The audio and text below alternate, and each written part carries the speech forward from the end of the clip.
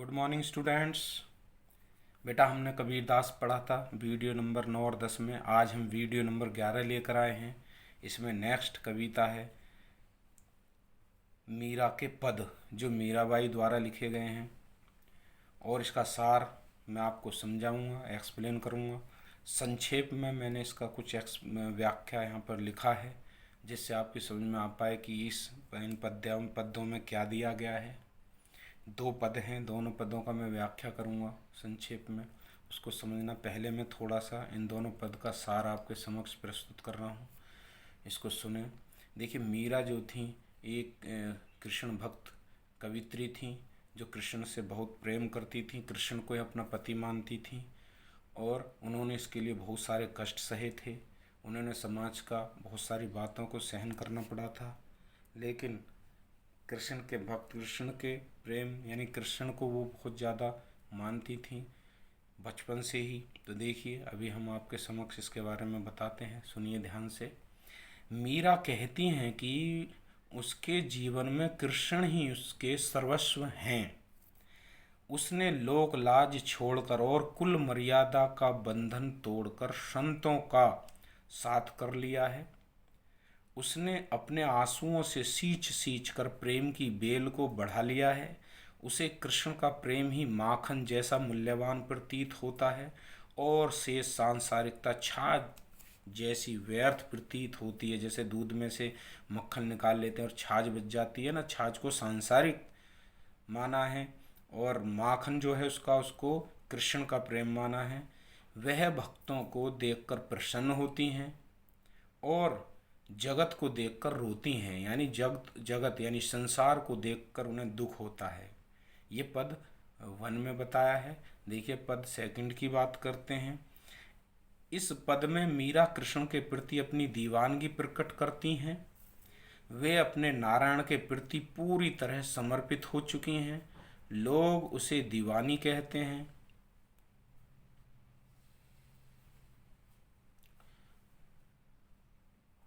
कुनबा कुलनासी कहता है। राणा जी ने उसे विष का प्याला भेजा है, जिसे मीरा ने हंसते हंसते पी लिया है। मीरा का कहना है कि वे ईश्वर भक्ति से सहज ही प्राप्त हो सकते हैं। तो ये दोनों पद का संक्षेप में मैंने व्याख्या बताया। अब हम थोड़े इनके पद पढ़ लेते हैं और थोड़ा थोड़ा एक्सप्लेनेशन भी कर लेते हैं, जिससे आप प्रश्नों के उत्तर अच्छी प्रकार लिख पाएंगे। देखिए, मेरे तो गिरधर गोपाल दूसरा न कोई, जाके सिर मोर मुकुट मेरो पति सोई। छाड़ी दई कुल की कानी कहा करिए कोई, संतन ढिग बैठी बैठी लोक लाज खोई। असवन जल सींची सींची प्रेम बेली बोई, अब ते बेली फैल गई आनंद फल होई। दूध की मथनियाँ बड़े प्रेम से बिलोई, दधी मथी धृत घृत काढ़ी लियो डारी दई छोई। भगत देखी राजी हुई जगत देखी रोई, दासी मीरा लाल गिरधर तारो सब मोही। तो देखिए, यहाँ पर क्या कहती हैं वो मीरा जी, मेरे तो गिरधर गोपाल दूसरा ना कोई। यहाँ पर कृष्ण की दीवानी मीरा सारी दुनिया के सामने अपने प्रेम को बेबाक व्यक्त करते हुए कहती हैं, मेरे तो इस संसार में केवल गिरधारी कृष्ण ही हैं और दूसरा कोई नहीं है, अन्य कोई मेरा नहीं है। मेरा पति तो केवल वही है। कौन? जाके सिर मोर मुकुट मेरो पति सोई, यानी जिसके सिर पर मोर मुकुट है वही मेरा पति है। उसे छोड़कर माता पिता भाई रिश्तेदार कोई भी मेरा अपना नहीं है, ऐसा मीरा ने अपने पद में कहा है। क्यों? क्योंकि उनका सबने साथ छोड़ दिया था। मैंने सबको त्याग दिया है, वे कहती हैं, वहीं मोर मुकुटधारी कृष्ण मेरा एकमात्र सहारा है। मैंने कुल की प्रतिष्ठा का विचार भी त्याग दिया है, मेरा कोई क्या कर लेगा। मेरे तो ये रक्षक स्वयं कौन हैं? भगवान हैं। मैंने माया से विरक्त संतों के साथ, यानी ठिग ढिग ढिग का मतलब है पास में बैठना, यानी संतों के साथ बैठ बैठ कर रही सही लोक लाज भी खो दी है। असवन जल सींची सींची प्रेम बोली बेली बोई। और वो कहती हैं मैंने अपने विरह आंसुओं के जल से सींच सींच कर, जैसे खेत में पानी लगाया जाता फसल में, उसी प्रकार असवन का जल यानी आंसुओं के जल से सींच सींच कर अपने प्रेम की बेल बड़े परिश्रम से बोई है। अब तो यह ये कह रहे हैं ना, अब तो बेली फैल गई आनंद फल हुई। और कह रही हैं कि अब, पहले कुछ लोग कम हुआ करते थे जब ये गीत गाया करती थी नाचती थी, लेकिन अब धीरे धीरे सब समझने लगे हैं और मेरे पास आकर, यानी बहुत बड़ा एक उन्होंने सत्संग तैयार कर लिया है। और वो क्या कह रही हैं, अब तो ये प्रेम की बेल पूरी तरह फैल गई है और उसमें आनंद रूपी फल भी लगने लगे हैं, आनंद फल हुई। अर्थात मैंने रो रो कर कृष्ण का प्रेम प्राप्त किया है और इस प्रेम को मन में अच्छी तरह बसा लिया है। अब तो इस भगवत प्रेम में आनंद भी आने लगा है। दूध की मथनियाँ बड़े प्रेम से बिलोई। और क्या कहती है, मैंने दूध में मथानी डालकर बड़े प्रेम से उसे बिलोया है, उसमें से मैंने माखन तो निकाल लिया है। दधी मथी धृत काढ़ी लियो, धृत यानी घी, यानी मैंने मक्खन तो निकाल लिया है, अब छाछ बची है। यानी डारी दही छोई, यानी छा डार दी यानी त्याग दी, यानी छाछ जो मट्ठा होता है, अब छाछ बची है, उसे जो चाहे पिए। आज से यह है कि मैंने संसार का चिंतन मंथन करके यह पाया है कि भगवत शक्ति ही संसार का सार है, उसी को मैंने अपना लिया है। आगे देखिए, भगत देखी राजी हुई, जगत देखी रोई, दासी मीरा लाल गिरधर तारो अब मोही। सांसारिकता तो निस्सार निस्सार छाछ के समान है, उसे जो चाहे अपनाए, मुझे उससे लेना देना नहीं है। मैं भक्त को देखकर प्रसन्न होती हूँ और जगत को सांसारिकता के जाल में फंसा हुआ देखकर रोती हूँ।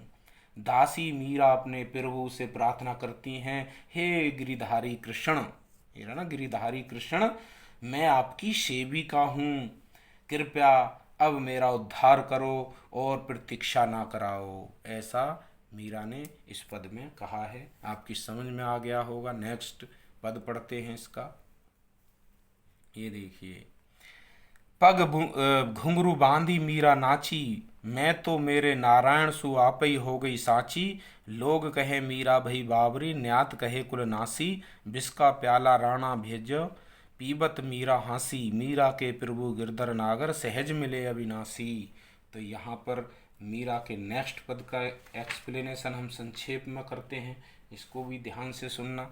वो क्या कहती हैं, जब मंदिरों में जाकर वो नाचा करती थी, हे प्रभु तुम्हारी यह दासी अपने पैरों में घुंघरू बांध कर आपके प्रेम में नाच उठी है। अब सारी दुनिया इस प्रेम के खुले दृश्य को देख और सुन ले। यह सच है कि मैंने अपने प्रभु ही स्वयं ही दासी बन गई हूँ, यानी मैं अपने प्रभु की स्वयं ही दासी बनी हूँ, अर्थात अपनी इच्छा से कृष्ण की दीवानी हो गई हूँ।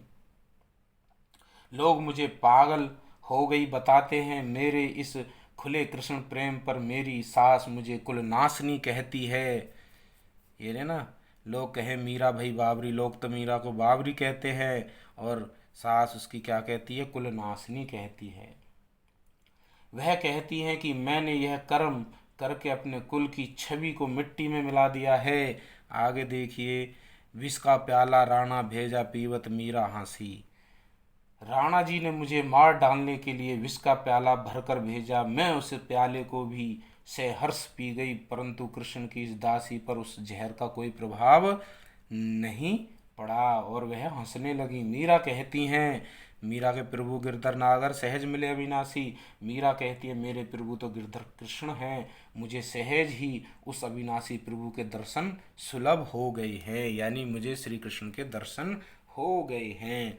तो यहाँ पर मीरा कहती हैं कि ईश्वर को प्राप्त करना आसान है, लेकिन उन्होंने बड़े कष्ट सह कर भी श्री कृष्ण की आराधना में अपने आप को जागृत किया और उनके विचारों को अपने में समाहित करते हुए आज भी मीरा को याद किया जाता है। मीरा जैसी कृष्ण भक्ति को देखकर आज लोग प्रेरणा लेते हैं। जिस प्रकार मीरा ने कृष्ण भक्ति की, क्या हम ईश्वर या माता पिता की भक्ति करते हैं?